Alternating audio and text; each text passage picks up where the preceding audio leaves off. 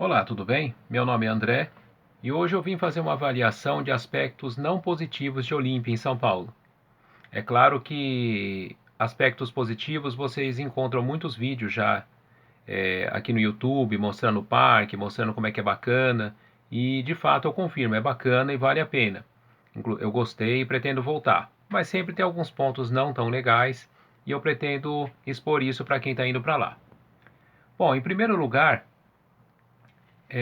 eu queria explicar assim: Olímpia é uma cidade pequena que fica no interior de São Paulo, tem 50 mil habitantes. Ela até lembra um pouco Caldas Novas, em Goiás, porque ela vive em torno do turismo aquático da região. A cidade não tem aeroporto, o aeroporto mais próximo da cidade fica em São José do Rio Preto, que é aproximadamente 40 minutos de lá.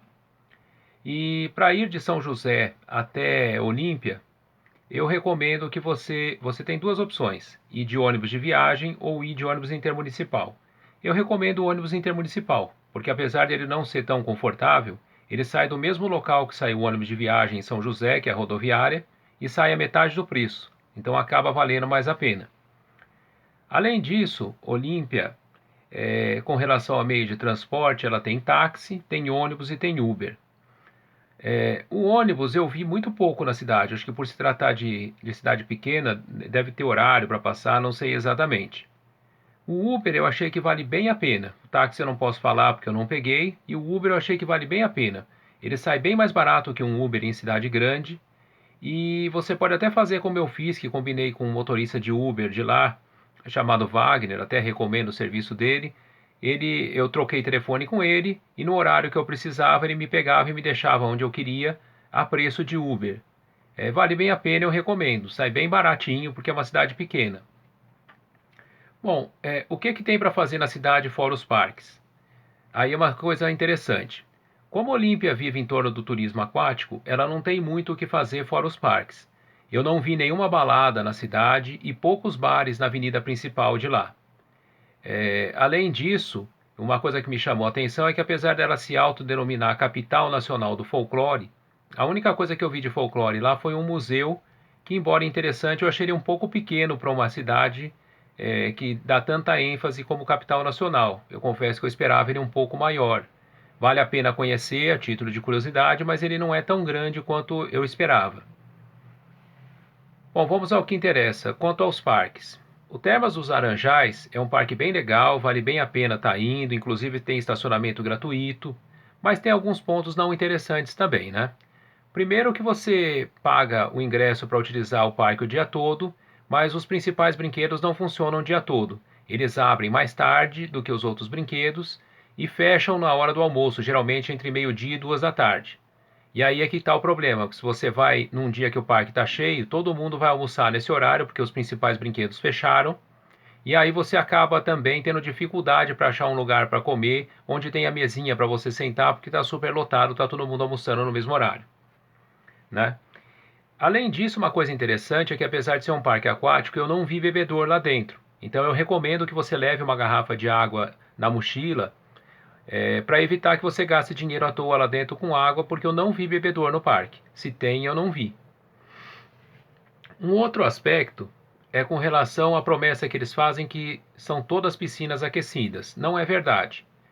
A diferença de temperatura de uma piscina para outra, e algumas piscinas, como o Rio Selvagem, por exemplo, é gelada. Elas são geladas.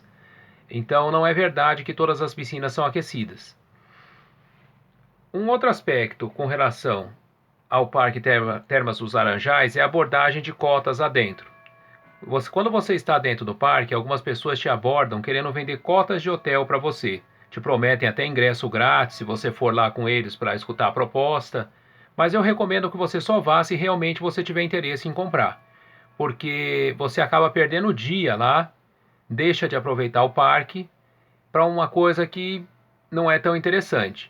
Então eu recomendo que você só vá se realmente você tiver interesse de comprar. Uma outra questão é assim, em geral, as comidas dentro do parque são preço de mercado, elas não são tão caras. Mas algumas coisas fogem da realidade. Por exemplo, se você quiser tirar uma fotografia lá dentro do parque com o fotógrafo deles, R$ 15 a foto digital e 19 ela impressa. Eu achei ela bem salgada para o preço de uma simples fotografia. né? Então, com relação ao Termas dos Laranjais, os principais aspectos são esses. Quanto ao Hot Beach, que é um parque novo na cidade, eu não cheguei a conhecê-lo. A minha ideia era ir um dia no Termas e no dia seguinte no Hot Beach. Mas o que os moradores da cidade me falaram acabaram até me desanimando um pouco do Hot Beach. Por quê? O Hot Beach é um parque mais novo, ele não tem tanto movimento quanto o Termas dos Laranjais, mas segundo me foi dito, ele é um parque pequeno, bem mais caro tanto a entrada quanto a alimentação lá dentro, e que tem poucos brinquedos se comparado ao Termas, principalmente em brinquedos radicais. Ele parece ser mais indicado para a família com criança pequena que quer mais descansar do que propriamente aproveitar brinquedos radicais. Também me foi dito que não são todas as piscinas de lá aquecidas. Eu não sei se é verdade, repito, não conheci o parque, até porque acabei sendo desanimado pela própria população local. Mas foi essa informação que eu tive com relação a esse parque. Resumidamente, o que eu tenho para falar sobre Olímpia é isso. Se você tiver alguma dúvida, por favor escreva aqui embaixo que eu vou ter todo o prazer em responder. E se você gostou desse vídeo, se inscreve no canal e dá aquele joinha para incentivar a gente, tá bom? Muito obrigado!